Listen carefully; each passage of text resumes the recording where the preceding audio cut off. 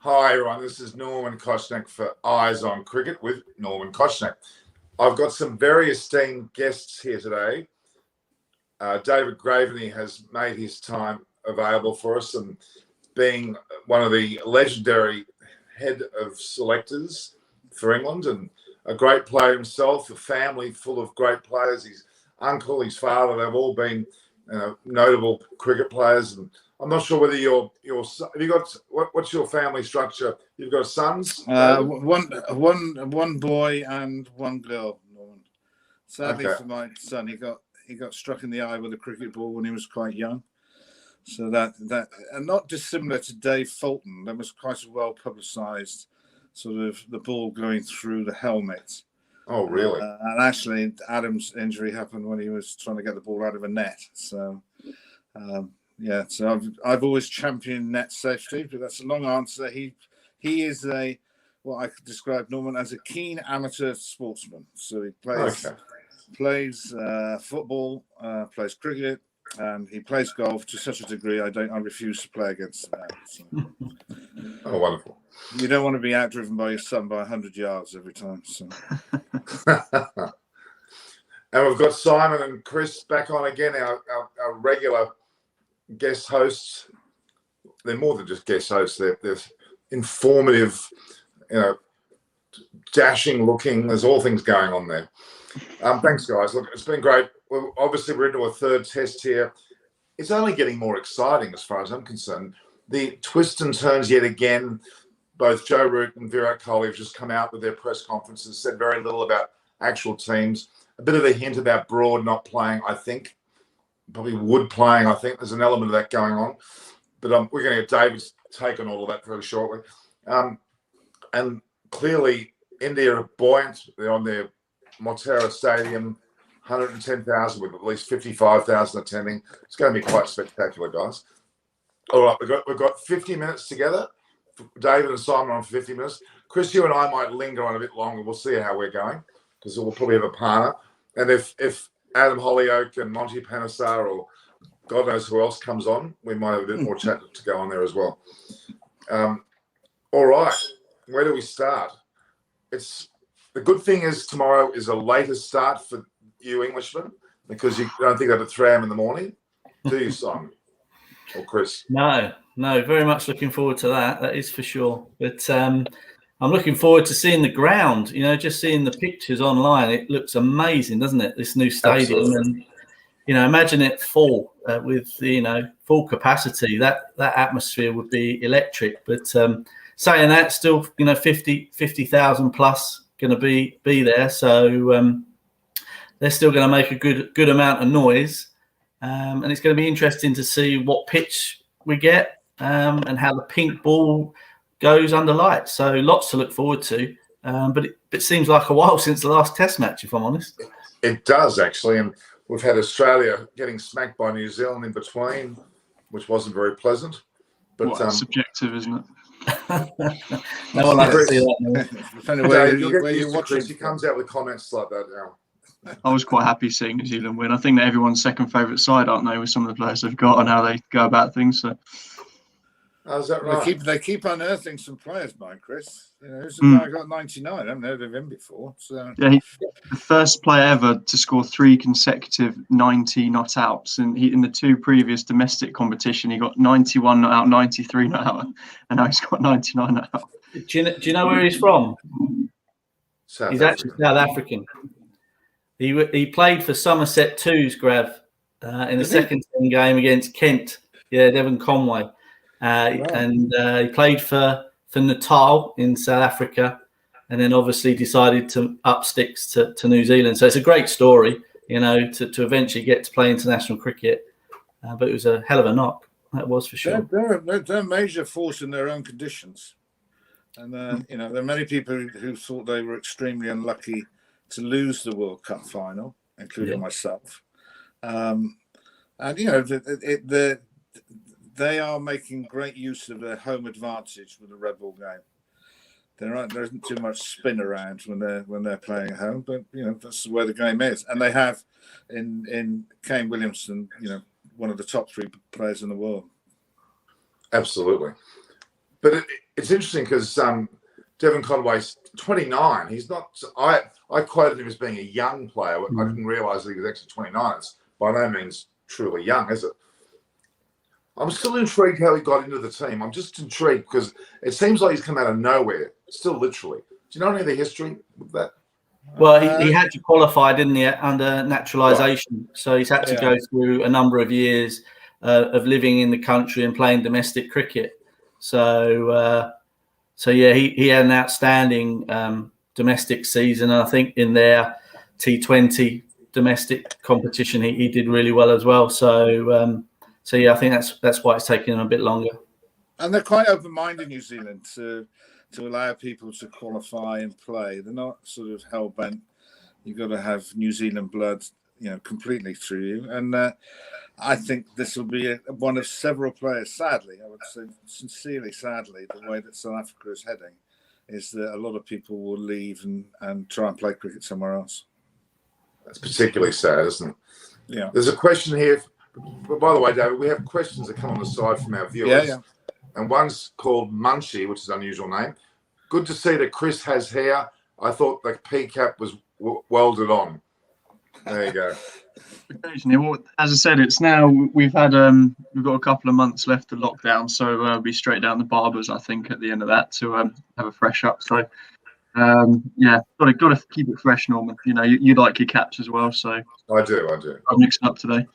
I couldn't wear it. Really bad, Norman, I'll give you a slight funny story. I couldn't wear a cap indoors because I used to, with the under-19 side, they always wanted to wear a baseball cap for having lunch, which used to be a bit of a bone of contention for me, which I used to challenge. So if you were having Christmas lunch with your mum and dad at home, would you be wearing a baseball cap? And the answer would obviously be no. So why are you wearing it now? So I sort of dug a bit of a hole for myself for that. So. Well, you probably can direct that to me. I only wear it because I've got a bad hair day every day.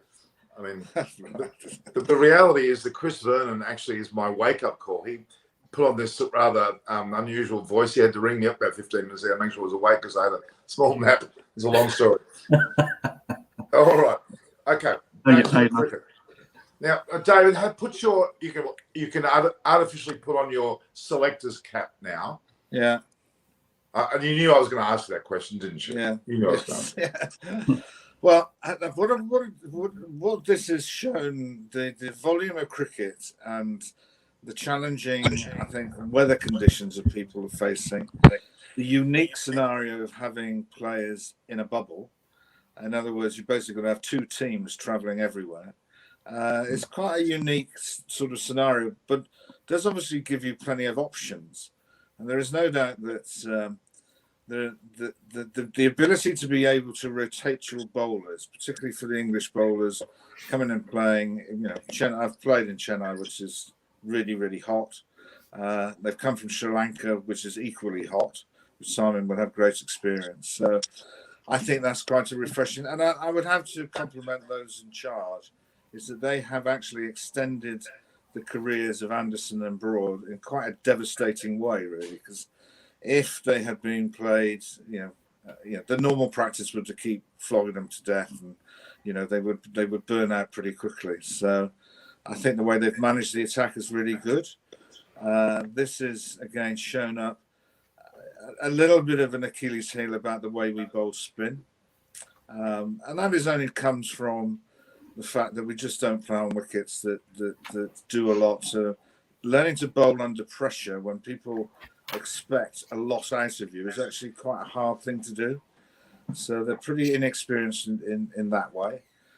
Joe Root has shown himself to be just an exceptional person more than anything else. I think that in any area that he is, whether it be media, playing, captaincy, and he had very little captaincy experience coming into doing it for England. He's been exceptional. And the way that he's played spin also has been a great lesson. And it's not something that you just say, oh, I think I'm just going to have a sweep now. It's something that takes hours to do. I can remember Graham Gooch telling me when they played in the World Cup that he and India were expected to win, and they were playing Mumbai. I think this is when Shastri was playing. And Mahinder Singh, he just sweat for about a week, every single delivery. and in the match itself, he played a match-winning innings. So I think that I think the pink ball will be in England's favour. I'm not sure, and I'm not sure the effect and how much dew they will have. That obviously comes into play. The one recollection I have of practicing under lights in the subcontinent is you're also under attack from the insect population when you're running into bowls. So that is an unusual thing for you to do. I think that the Indian batting lineup, and they've played really well. They have exceptional players. I do think their tails are quite long if you can make the new ball count. Whereas as far as England are concerned, there obviously is the vulnerability about playing spin at the top, but they do bat in depth. And the situation around wicket keeping has always been, I think we've had an embarrassment of riches. And in my humble opinion, I think Ben Foakes is the best keeper of them all. And I've always thought he was, he's a good batsman. I think he's, again, a delightful young man. I'm pleased he's had his chance. But I understand how difficult it's been to accommodate Bairstow, Butler, and all the various choices they have. So I could see a really keenly contested thing. But obviously, runs in the first innings are critical playing in the subcontinent. I felt that the last wicket was so conducive to bowling. I wouldn't say it's terribly bad, but obviously I think they just took the toss out of the equation. If the ball spins from ball one, it's then a matter of how well you can play with bat and ball. So I think that's what they did. I'd just be interested to see, to what degree it will spin. Is it after immediately? Or is it after a day and a bit? If it's a day and a bit, then winning the toss is critical. Well, Shane Warne talked about the pink ball being capable of spinning as much as it does swing. He made that very clear. And obviously, the bounce from a pink ball is quite pronounced. So a bowler like Ashwin will adore having the ball in that manner. I think there's a lot to be said about spinning early, but it'll be interesting, extremely interesting. But it's going to favour the likes of an Anderson wholeheartedly, won't it? I mean, he will revel under these circumstances. Well, he just seems to be just getting better and better. And I think what has happened is I think over a period of time, and to his credit, there are lots of things that are wrong in Jimmy Anderson's action. The position of his front foot, his head, and whatever. But what he has learned to do as an outswing bowler to a right-hander, he is now absolutely devastating against left-handers. A lot of left-handers around the world can't play him. So, he is the complete package. I've always felt actually you don't want to be dropping catches off Jimmy Anderson because I think you might have your head bitten off. But he's and they used him really well. He's bowling probably a maximum of 15 overs a day, 5 over spells at the beginning of each session, and he takes wickets at the beginning. So I'm like the lads. It just seems ages ago that the second test had finished. But the expectation, I think, is going to go off the radar. Once people see the ground, see some spectators, I think that will make the players raise their game if it's possible to raise it even further. It'd be a lively contest. I don't think it'll be too this. I think it's just underneath the surface to have a bit more spice than we've had already. Because Cody looked as if he could kick off at any stage. And once you get Anderson on the pitch as well, then its temperature goes up even more than it's hot now. Well, do you think the test will last more than 3 days? I'm actually concerned that both teams could roll through each other pretty quickly, whether it's spin or pace. It's going to be an interesting battle in terms of how long they bat. I think I would have to say, Norman, if it becomes a steam bowling contest, I think we hold all the cards. Absolutely. In terms of, I think we've probably got more. I don't know how. For instance, I should know this fact, but I'm not sure how many pink ball games that the Indians have ever played. Well, they played in Australia not long ago, of course, and and they played a warm-up match, which they absolutely flogged Australia in that match on the SCG, and Rishabh Pant tore them apart. So Indians have got a fair bit of exposure on that type of pitch now.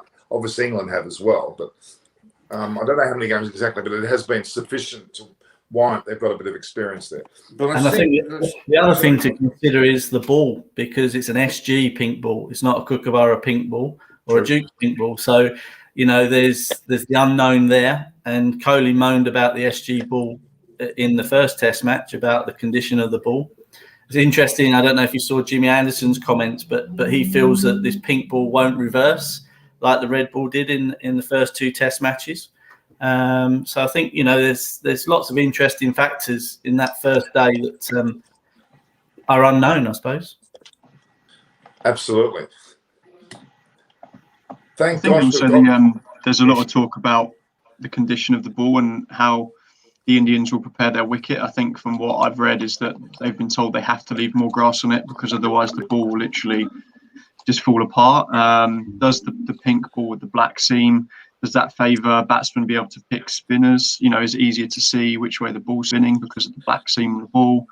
So it's interesting. I think one of the last times that India played in Ahmedabad when they left more grass and the wicket was a bit more seamer friendly was against South Africa, and I think they ran into Dale Steyn, who literally blew them away and completely annihilated them.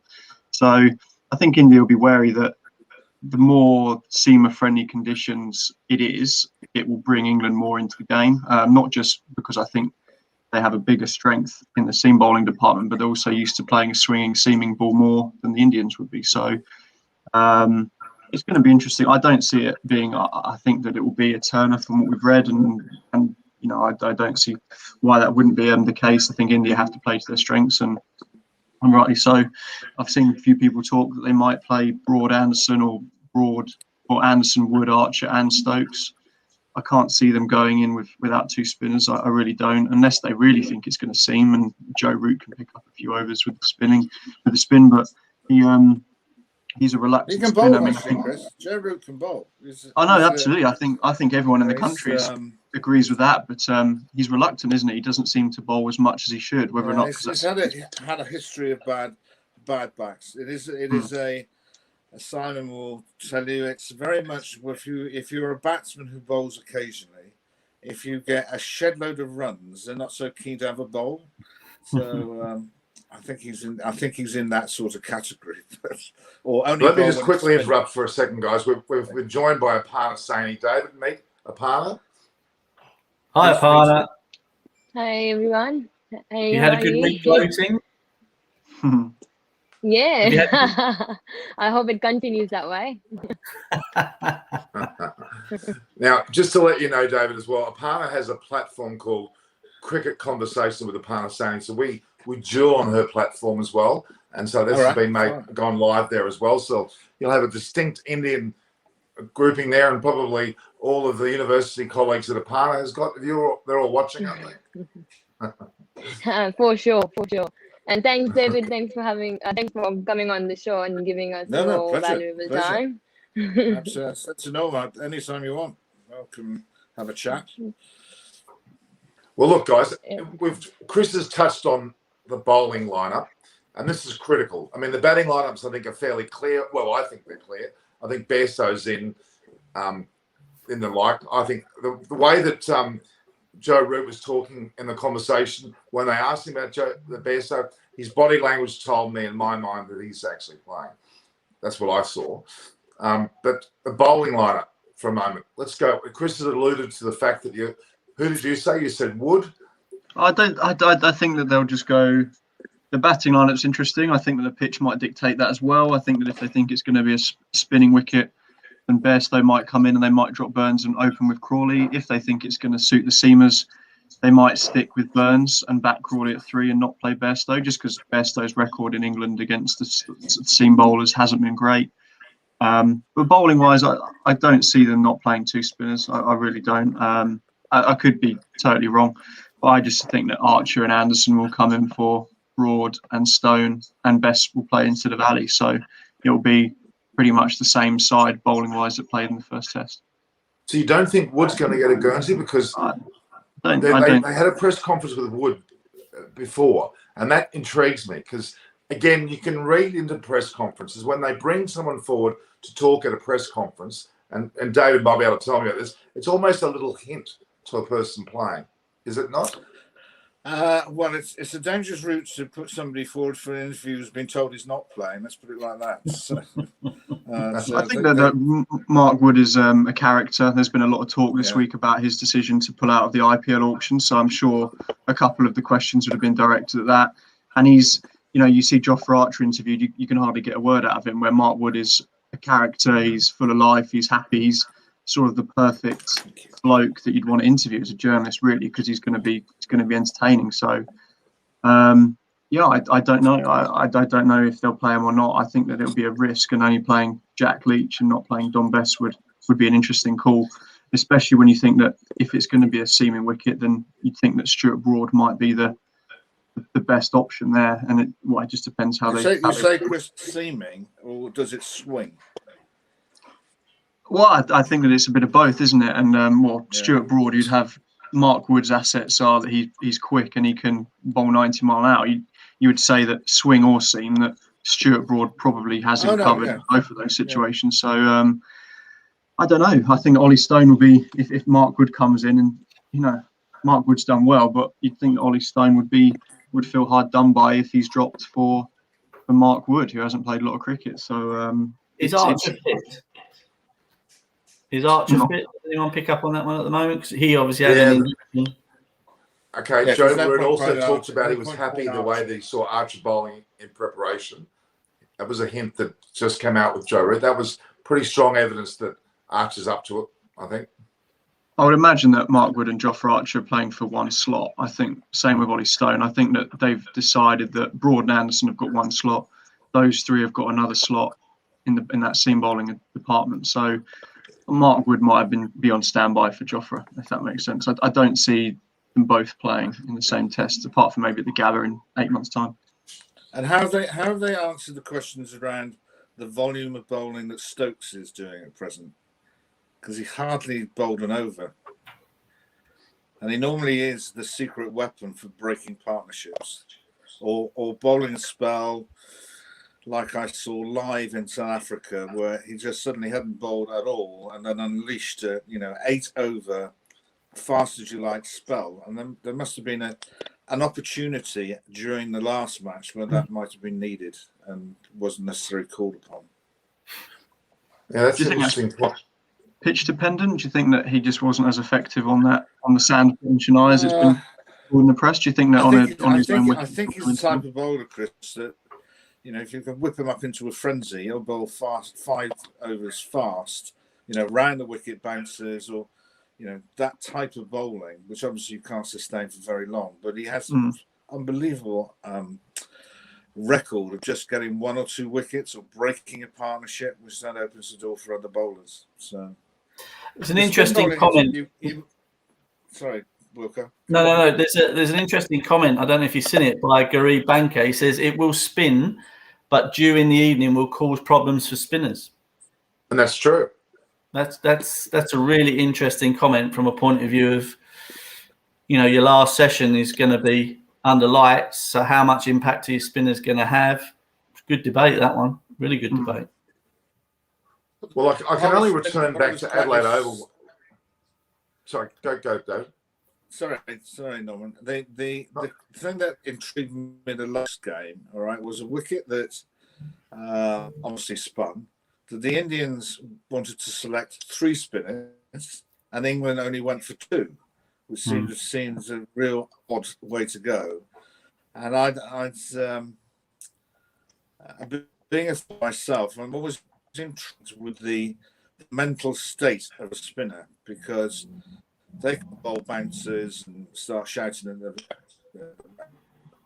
They can be really strong mentally to overcome a group of batsmen who either like pandas at the ground every single ball, but really high class players who don't waste any bad balls. The first 3. And I've seen Gill play lots in the last 5 years in terms of age group cricket.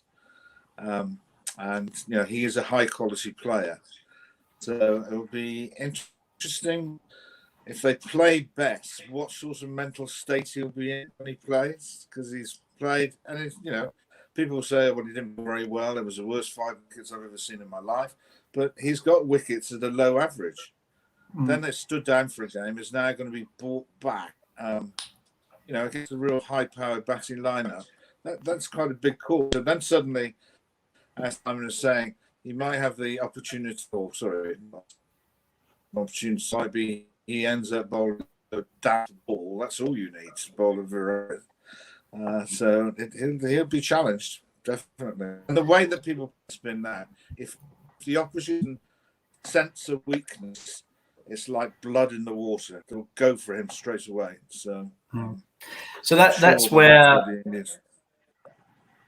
I'm thinking about Bess's role. How many overs was Bess going to bowl? Because Leach is obviously going to get thrown the ball first. So would someone like Wokes be a better option, because he would add batting depth to the team as well? So if you brought a Wood or a Broad in, the batting weakens, whereas Wokes would strengthen it. So that might be something that they consider. Yeah, I really don't think. I do not think that England will go in with 2 spinners. I feel the concern about the pink ball, the dew, the nighttime effect being the majority of the time they're playing, or at least half. I'm not sure the exact time frame, but the reality is they have to factor that in. They're going to need someone other than Bess. I think Bess won't come back in. I think it would suit Bess. Well, if that's the case, Norman, they need a. Sorry, Chris. They need a guy who is fit enough to bowl a bit more than just 5 spells in each session. Who's going to fit enough to bowl 20 overs maybe. What about Joe Root though? Joe Root could still bowl spin as well if needed, couldn't he? I think I think he sees himself as a bit of a luxury spinner, Norman. That he'll be the third one if there's success. But I think he's got really good action. He spins it, and he does get people out. I just think it's a massive punt, and Joe Root puts himself out for the press. If we play 4 seamers in India and the pitch turns, he'll get torn to shreds.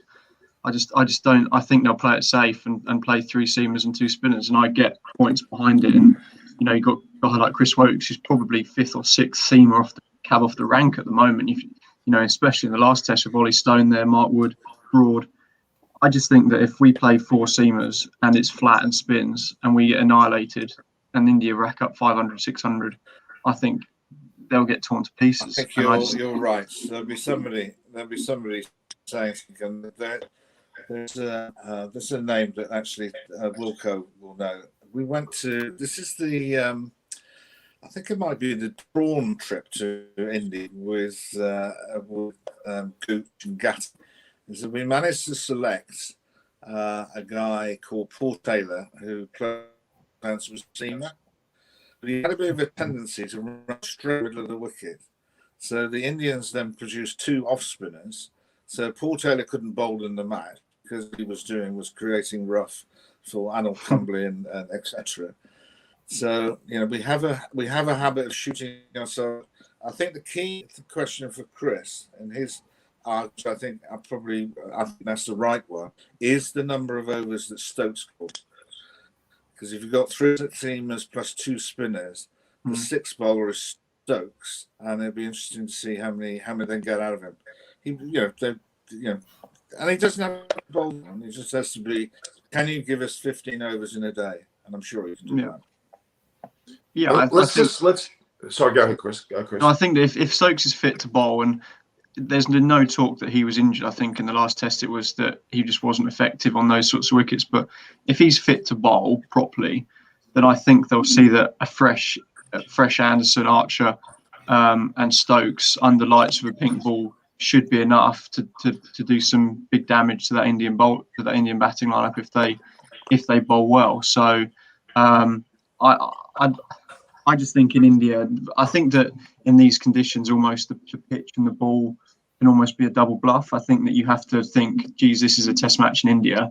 It's gonna spin. So I'd be very surprised if they play 4 seamers. I've been wrong before, and I just think that they'll be wary that if Stokes is fit to bowl properly, which you said is key, then I think that those three will fancy doing enough damage to that Indian batting lineup if conditions suit. Oh, we've just lost Aparna. She'll be back on in a second. She had a failure there on her system. But look, we need to also talk about India. Now, Virat Kohli's press conference, again, close-chested with who's to be selected, not unlike England. You would have to think that India will play two spinners, of course. I think they could even play three, but they're probably likely to play two. But there's a bit of talk about their pace bowlers. Obviously, Bumrah's fresh back in. He'll be at his best. The likes of Ishant Sharma being his 100th test, he certainly will be in. Will they put Siraj in or not is the question. Or will they have that extra spinner? Or that? What do you guys think? There's no way that India play three spinners. Extra spinner was a luxury. Sorry, Chris. That's right. No, I don't see them playing three spinners. I think Yadav will come in for Siraj, and they'll play Sharma, Bumrah, and Umesh Yadav will be the three seamers. And Axar and Ashwin, I think, is what they'll go with. Well, they brought Yadav into the squad, and Thakur's out. Yadav is the bowler, Chris.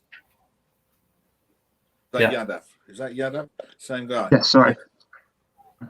Umesh Yadav.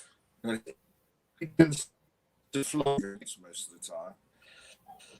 But he is definitely the quickest one they had. I don't. The wrist spinner was, I thought, even on that wicket, was a bit true.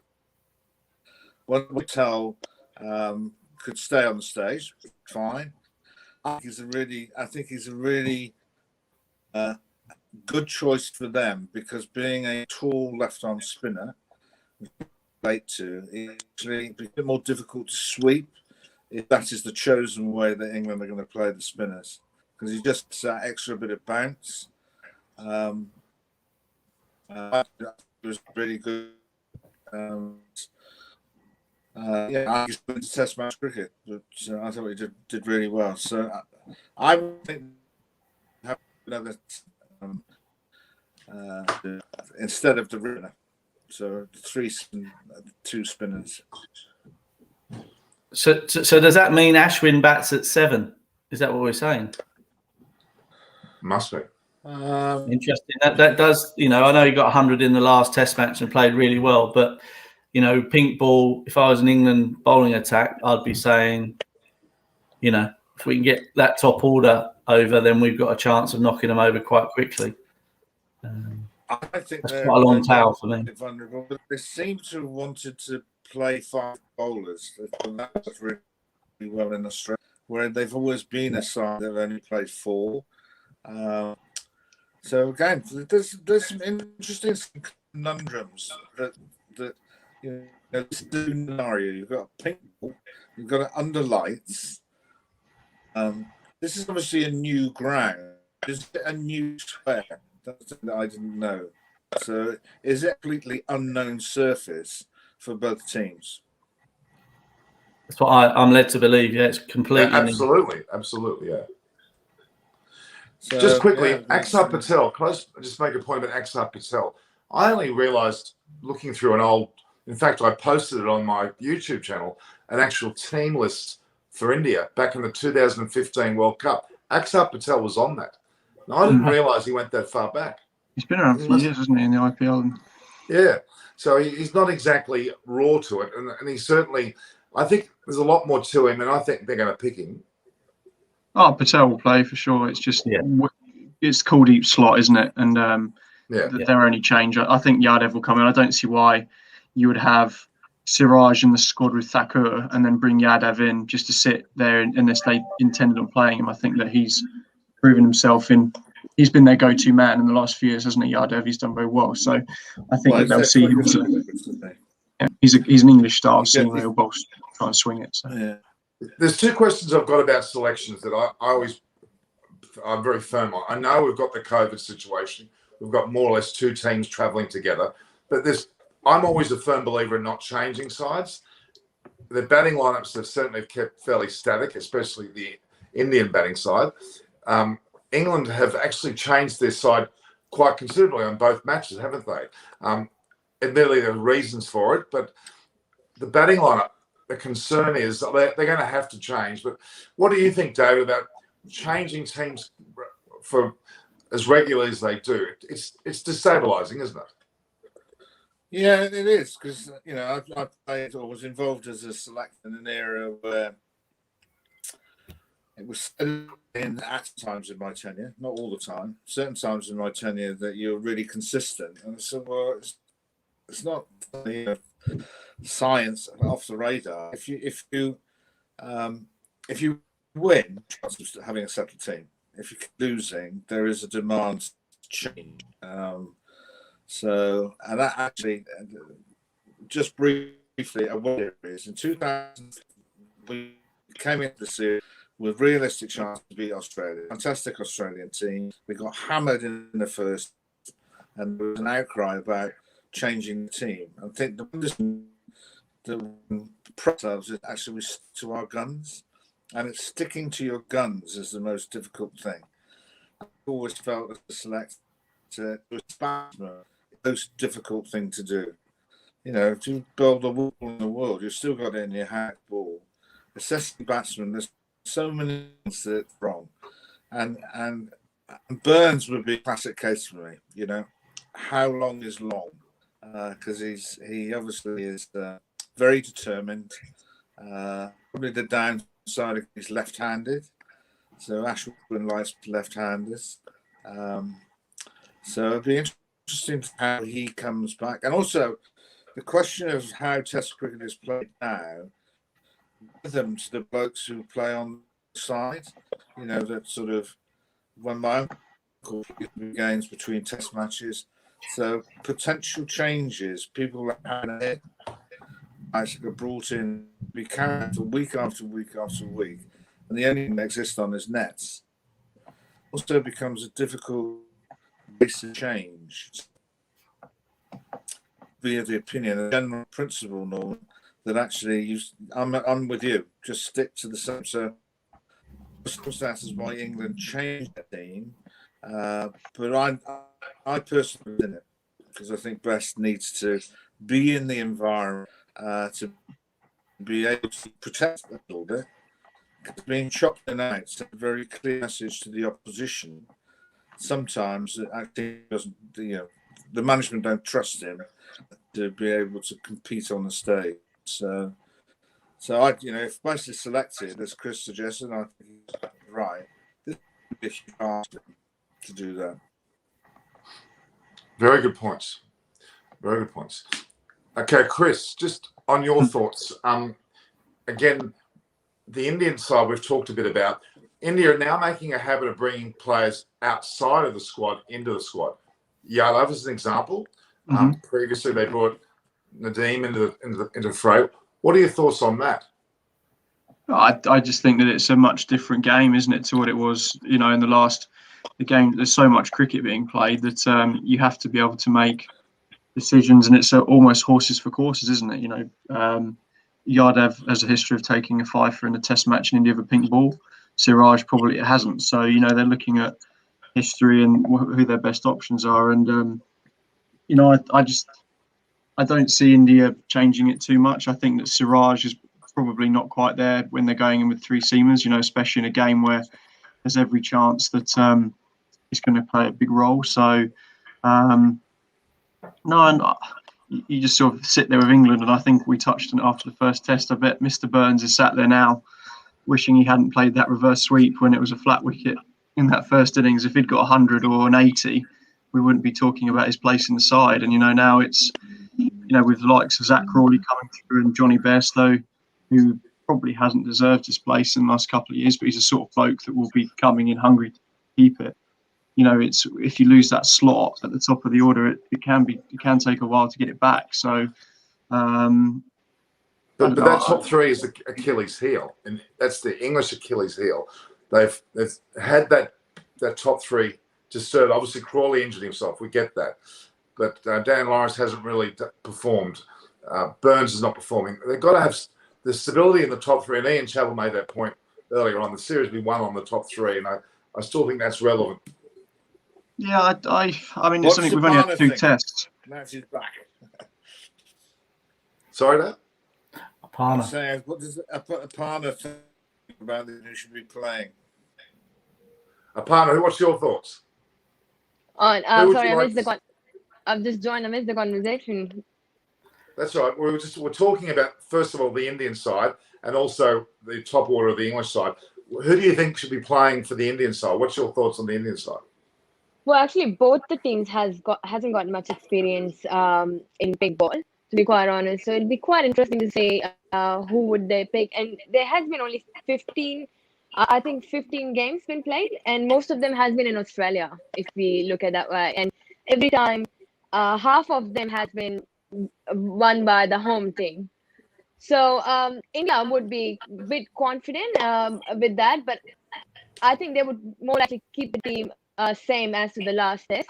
That's what I think, because it all worked out very well, and everyone performed. And though India shouldn't be overconfident about it, so I'm not sure about the England side of it. But yeah, for India, I think it would be the batting order would be same, and I think Umesh Yadav, I'm a bit doubtful about him. I'm not sure.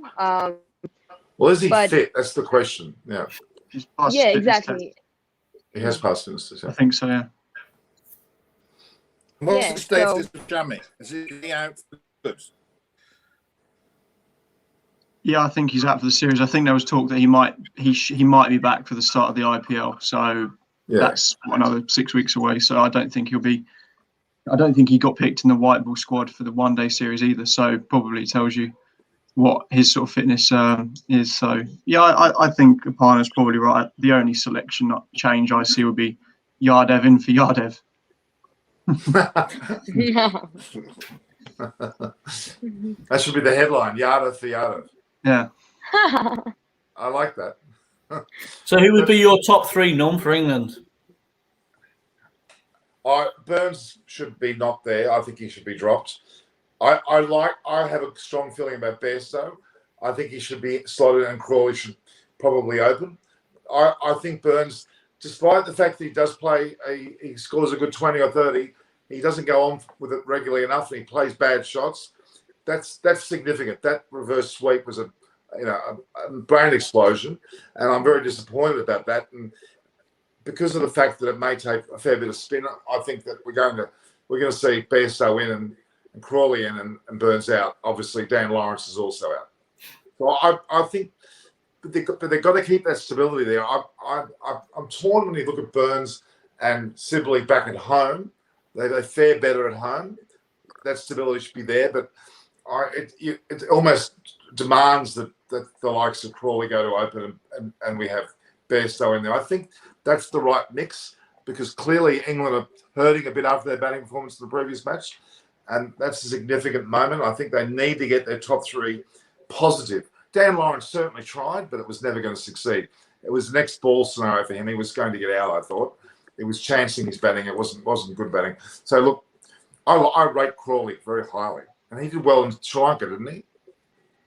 No, he did well against No. Pakistan. Okay. Got his runs last year. But he's got the goods, I think.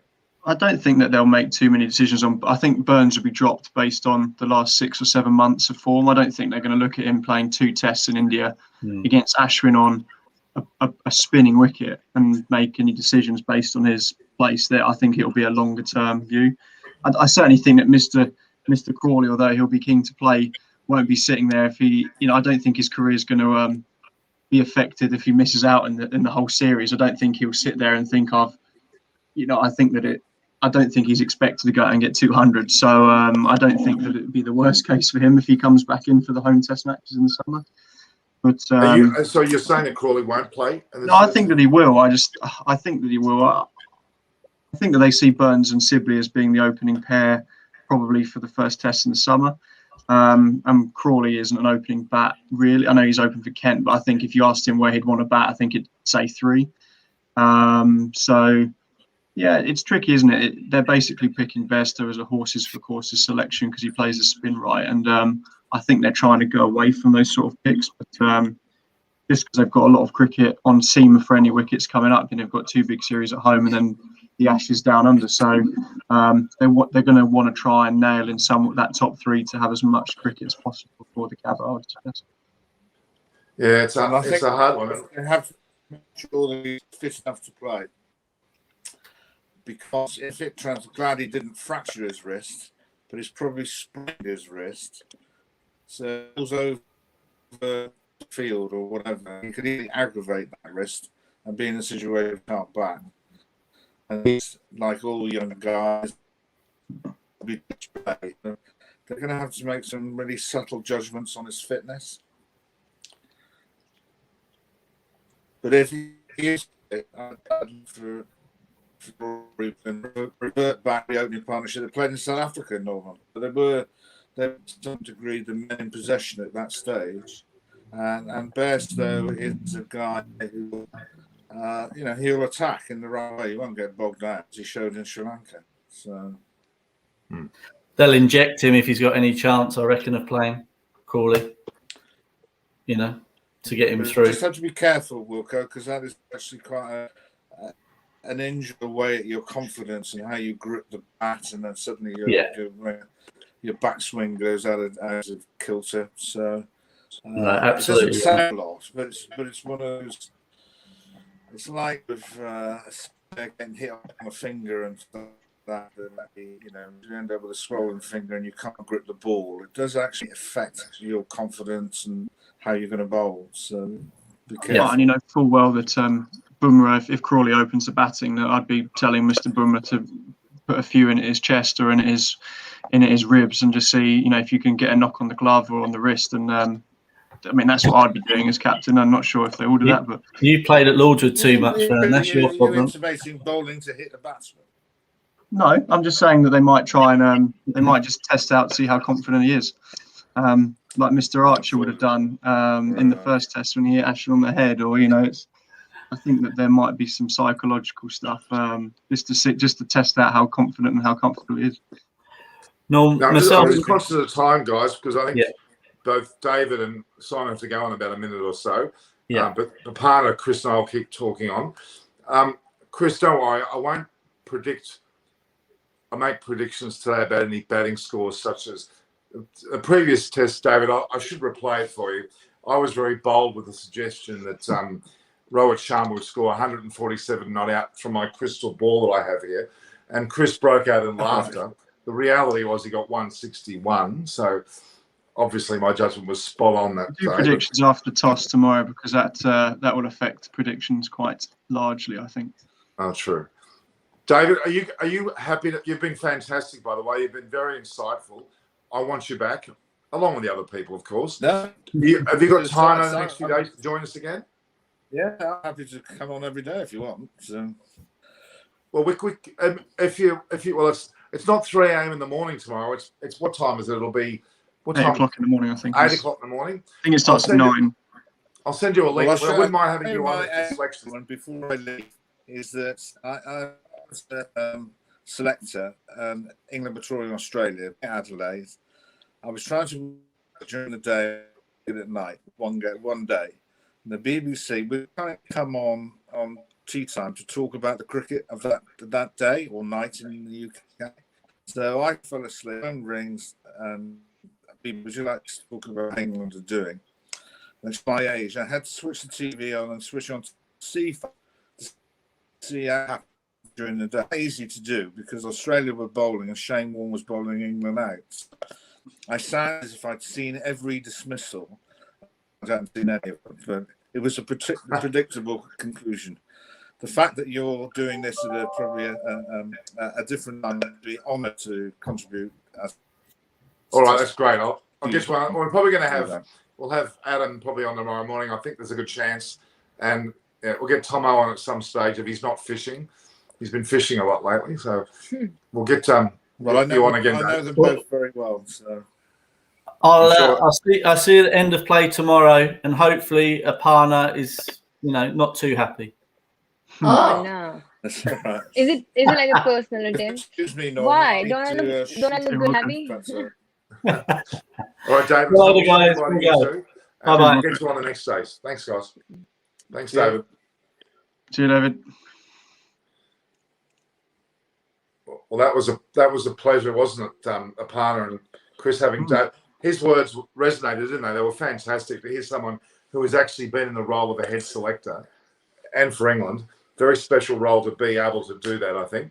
And yeah, a lot very of comments. insightful.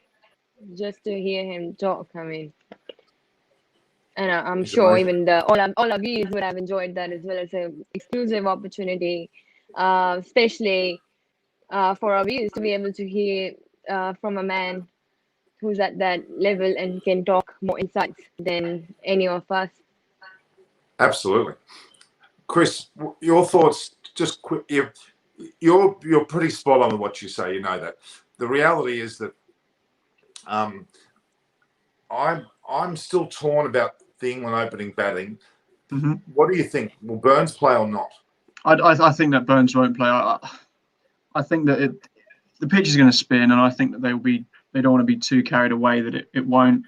I don't see India producing a wicket that will seam too much, because they'll know that England's seamers are better than theirs, and I'm going to get pulled apart in the comments, and that's fine. But I'm pretty happy that's a fact. And they won't want to bring England into the game at all, as much as they can. So I think Crawley will open with Sibley, the vicar, as he's called, the vicar of Sibley, and Johnny Bairstow will bat 3. That's what I predict will be the top 3. There's one question I forgot to ask David, whether he knew much about Seven Oaks. I wanted to see his reaction to that. They're one of the biggest and oldest clubs in England, so he would have heard of them. I know. Actually, I've done my homework on that. I've went through the history of how cricket started, because I was with Jim and Julie on Sunday. We talked about that, the origins of baseball and cricket, and Seven Oaks came up in the origins, so I was quite impressed. There you go. Aparna, now you look smug. Do you know something that we don't? Have you been talking to some of your Indian counterparts, or Monty? You had a conversation. Something you know about what's going on tomorrow? Well, it would be very interesting to see, because never ever has one pink ball test has resulted in a draw. So that's quite interesting so far. Yep. So definitely it's going to possible outcome would be one of the other team winning. And it has been this whole series is on a level that 1-1 each. So, people are looking forward to this test. And in quite honestly, to be quite honest, if after India has played their pink ball test in Adelaide and getting all out for 36, but even after that, there are more chances of a margin, and by margin, people are more in favor of Team India winning this. That's the vibe I have heard of people that I've talked. I think so. And it amuses me that people still think that India can win even after. It's quite flattening, actually. Do you thought that, Norman? Yeah. The fact you're very spot on. The significance of this match is incredible, because the loser is definitely not going to make the World Test Championship. They're gone. And that's the reality of it. That's one major factor. If they bounce back in the 4th test, then both are out. So it's intriguing from all aspects. It just brings it. I actually think the World Test Championship is a great thing, because it's actually making us think beyond the series and thinking about every single match down to the wire. And I think it's great. Don't you, Chris? Yeah, I like the idea. I think they need to iron it out. I was reading an article earlier, actually, and I'll see if I can find it again. But I think England have played 18 tests and 6 series in the World Test Championship, and New Zealand have played 11 tests and 4 series.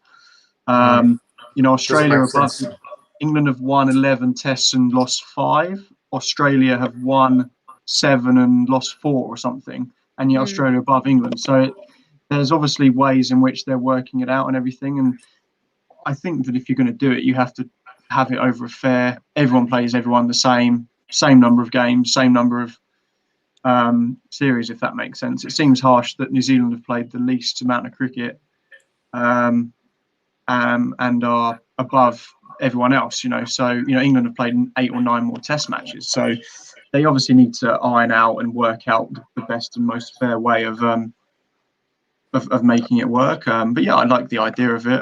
It's obviously quite difficult because it could be a draw. You could play one test in the summer, hopefully between England and New Zealand, although I don't think that'll happen. It could easily be a draw, but it's a good idea. They just need to iron out the best way of getting the most out of it, if that makes sense. Well, the question comes here. Go ahead. Will the third test find England in the pink or attempting to hide their blushes? Well, Joey Root's side has had a taste of both emotions already, and so have India, to be quite honest. Incredibly, only 2 months since India were flattened for their worst total, as I said, in Adelaide, though their victory and that win in Australia went so way towards erasing those memories, and people, that's why I think is in more favor, and India would be more confident no matter how the first day even turns out to be for them. That's one thing, and also they have advantage of this being their home ground. But what made India collapse to 36, they should learn from that, I think, for this one, and not repeat those sort of mistakes to start with. Mayank Agarwal was one of the 5 victims for Australia's Josh Hazlewood, I think, who was demolished for 36 in a day-night. They said Adelaide in December, which is not far. It's only 2 months we're talking, right? Have they had the chance to actually work on all those sort of thing and come back? That would be quite interesting. But You're definitely right. I mean, they would have learned. The reality is that those wickets didn't fall at the twilight time of the day, as in 5:30 onwards, nor did it fall under due conditions. They fell in the bright broad daylight, sunshine, under normal conditions, even though it was a pink ball, which was another intriguing factor too. You can't blame the dew or the time of the twilight for those wickets falling. It was a perfect day of cricket for Australia. It's bowled well, and India were capable of getting edges, which is another thing. So it won't happen. I don't think but Indians have always have a way of learning very quick, and as have England should have learned their habit of bouncing back and winning. I mean, from that one. So India would be obviously, I think, more confident for tomorrow's match, and that mentality does play. As Norman said, that it was most of the wickets did fell in the daytime. I mean, so that just doesn't fit in the concept of the pink ball test. I mean, No, so obviously that's it's all about the mentality. They were not confident about it, but after they win, that's why I mentioned that's 36 all out and they're winning that series. This all about the mentality. You win or lose a match mentally first, and then on the field. So if that's why I'm saying again and again, they would be a bit more confident, and that should play in the benefit for Team India winning this absolutely. test. Chris, thoughts? Yeah, I think England will be confident that they can do some. I think that 36 all out was a bit of an anomaly. People were saying in the chat that the pitch had an impact on it, and it's not true. Australia bowled well, and India batted really poorly. I don't think anyone can be right up for 36 and not bat poorly. I think that they bowled well and they caught their catches, but India were poor. So, I don't think that they'll be too worried about that, because that does happen. Australia have been bowled out for 40 odd. England got bowled up by the West Indies for 50 odd a few years ago in a series that they won. So these things do happen. I think that if seam bowling is going to play a part in this test, then England will benefit from that.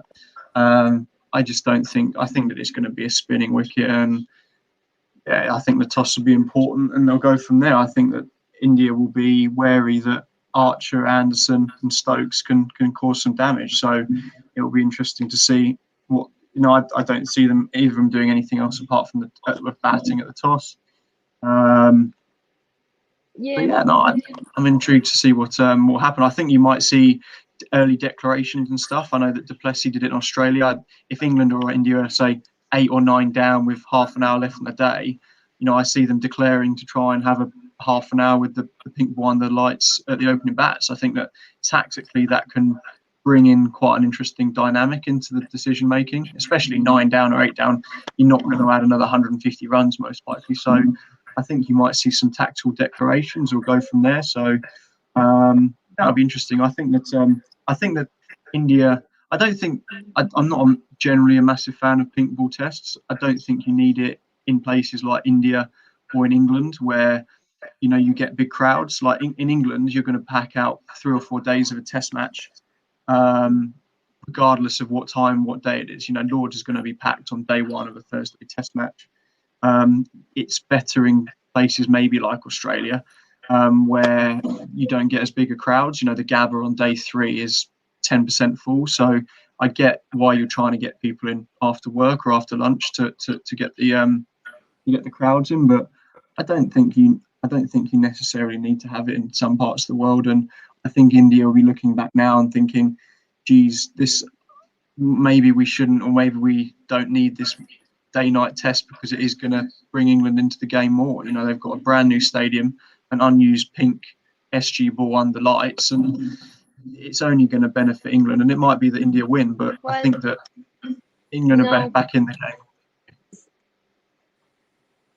I think India would be confident because they've got Ishant Sharma this time.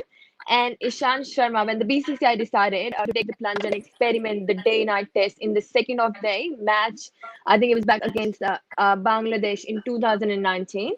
The pink ball seemed to suit Ishant Sharma, benefited, and I think that's what we did not have back in Australia, which was the last match that they played, which was a pink ball test. So this time, being the home country ground, we got Ishant Sharma, and how they recovered from that 36 all out, all that mentality is in good form, and being the crowds there, it always has favored India in terms of the way they play. The energy is always good. So I think they that's on those things, on those bases. Definitely India's looking in a bit better position. But yeah, I mean, England obviously is not far behind, and it would be a good match. Yeah. There's a comment from Garib Banker, which is interesting. He says, what happened to Bhuvaneshwar Kumar? Now, he's in the squad, correct? I think he's in the white ball squad. I don't think he's in the test squad. I think he's okay. I think he's seen as a white ball specialist now. No, I agree with Aparna, which says generally, I think that India, looking back at it now, would you say that have England got more chance of winning a test match, like an all-day test match on a turning wicket, or have England got more chance of winning it under lights? They've got more chance of winning a game under lights, and I don't think they'll look at the test match against Bangladesh. It's chalk and cheese, really. Bangladesh are quite a poor side, especially away from home. They've not got any major batters. To take Joe Root and Ben Stokes and guys on, comparing to the Bangladesh top order, the Australian top order is completely different. And same way, their seam bowlers wouldn't have been able to get the same out of it that England's will. So I think India are rightly to be confident, but I think that England will be quietly, won't be too unhappy that this pink ball test has come when it has come, because I think that there's definitely a better chance of them winning than if it was a normal test starting at 9 a.m, played without floodlights. Okay. All right. Just quickly, on tomorrow, we've got that show, which is our toss, teams, and tantrums. Mm-hmm. Do you want to say that? Yeah, well, on Bangladesh one that Chris said, it took India less than 9 overs on the third day to wrap up their victory by dismissing the Bangladesh for 195, securing a 4th consecutive innings success in the test. I mean, that's big. I mean, I'm not comparing Bangladesh with England, but the number speaks for itself. Absolutely, but if they've won the game in 2 days in a session, it means that they've done most of the work not under floodlights. They've bowled 4 of those 7 sessions in daytime. So the under floodlights conditions wouldn't have come into it as much. So no, it's hard to compare. Bangladesh is like comparing Zimbabwe to Australia, isn't it? Like, they can't take too much on it. It's going to be interesting to see it, and you can't really say that there's going to be home advantage. I know the crowd would be a big factor, and that's going to help India, but they've never played at this stadium before, never played on this wicket before. So none of the team had an experience. Yeah. So it's the only advantage India will have is the crowd. More interesting. Makes the match more interesting. It's going to be intriguing to see, and I'm intrigued to see. It's a new pink ball, isn't it? They've remastered it. The SG ball, it's slightly different to how it has been before. So, who knows what it's going to do? I think I think this test could go either way. I think that it's going to be a closer contest than what people think. Yeah, but this one is the only second test played in India under floodlights. What was the So first that- one? Bangladesh. Of course, Bangladesh. Okay, sorry. All right, just quickly. Okay. So tomorrow we've got the show. Now, confirming times with you all. It's going to be, or the game starts 8 o'clock Australian time, which is what time is it? It's 9 a.m. your time. Is that right, Chris? Yeah, I think it starts at 9 in the morning. Yeah. And we're going to have our show at 8 o'clock in the morning your time, Yep. which is 7 o'clock my time, which is effectively, no, that's not right. That can't be right because the game starts. No. Game starts at 2:30 in India, correct? Yes. Yeah. So that makes it. I Yeah, don't no, know. that is right. Yeah, that is right. Yeah, because it's That's 2:30. 9:30. So 2:30 in India makes it No. 8 p.m. in Australia. Yep. And Yeah, so and 9 therefore o'clock. exactly. So our talk will be at 7 p.m. Australian time, 1:30 p.m. Indian time, and subsequently 8 a.m. your time, Chris. Yeah. Correct? Yeah, And yeah, so we'll have that. And I think Adam will probably join us. It'll be more appropriate time for him to come on. David Graveney. Very refreshing to have him on, wasn't it, Chris? In Parliament. Yeah, no, it's good to. Yeah, absolutely. It's always very insightful, and no, he's got a lot of knowledge about how the process works, and it'd be interesting to talk to him more about how much the game has changed since when he was sort of working and selecting the sides compared to what it is now.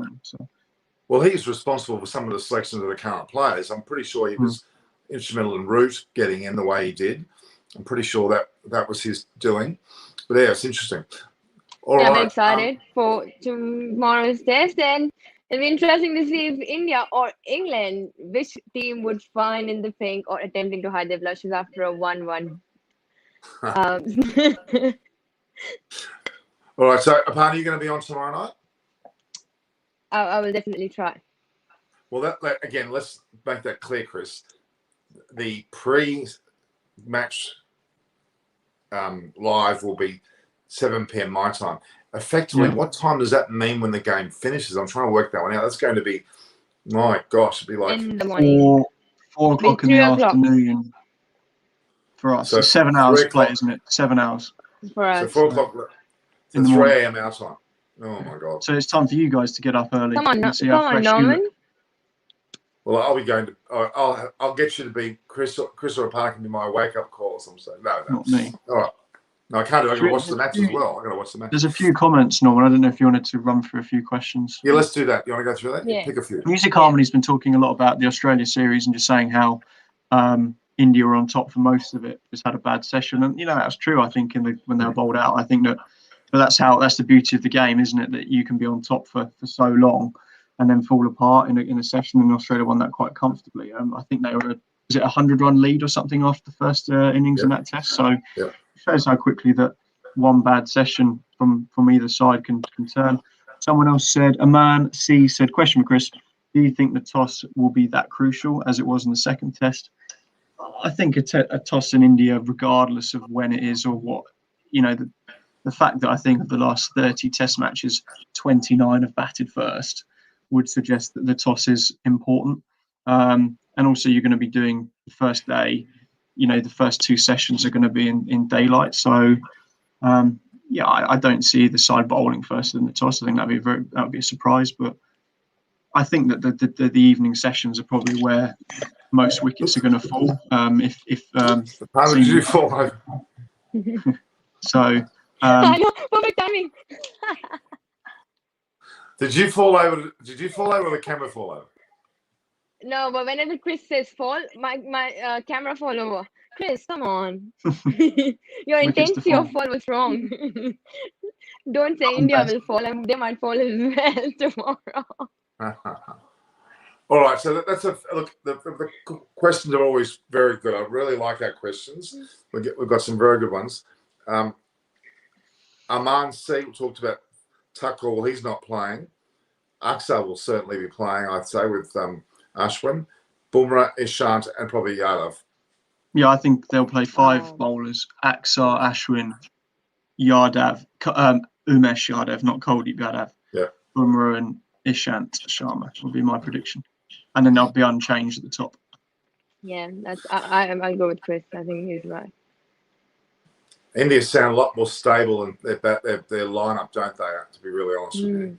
Oh, but yeah, they weren't after the first test. You know, it's amazing how a week or two changes. You know, they made 2 or 3 changes after the first test because they had to. But you know, they're always going to be slightly more stable. They're playing less cricket this year. You know, they've got a pretty settled. You know, Rohit scored some runs. Rahane got 60 odd.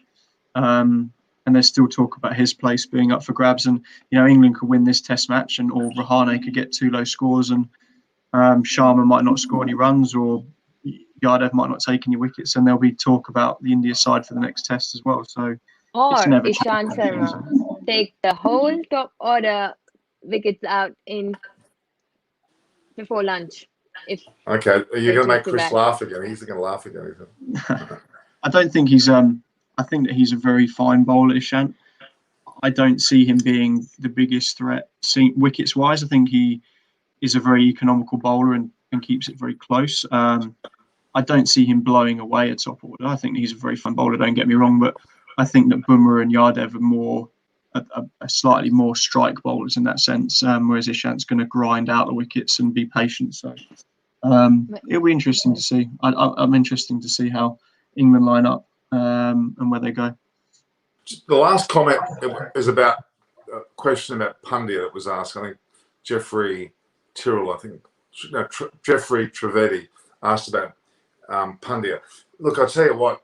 I mean, I think it's all about the fact whether he bowls, whether he can bowl or not, it's whether he gets selected, and that's the dilemma he's got. But he's been in the squad the whole way along. I guess he's going to be left out as well for this match. All right, guys, that was fantastic. And again, we're sharing the platform with Cricket Conversations with Aparna Saini. We've got My Eyes on Cricket with Norman Kochannek. We've got our Twitter pages there of at Vern158, correct? And it's also your is it your Instagram as well now? I don't have Instagram. Aparna's got at Asaini02. 02. Yep. And that's both your Instagram and your Twitter. And mine's at Norm Koch. And for God's sake, let's talk there sometimes, guys. We're a bit quiet there. We do talk there, but we can even talk more. But of course, you can make comments in the body of the text here, as you always do. Looking forward to tomorrow morning. Well, it's not tomorrow morning our time. It's tomorrow evening, but it's tomorrow morning somewhere. The reality is that we're going to have a much more comfortable start to the day. Chris won't be so grumpy at 3 a.m. in the morning. He'll be up normally at 8. That's what I'm looking forward to.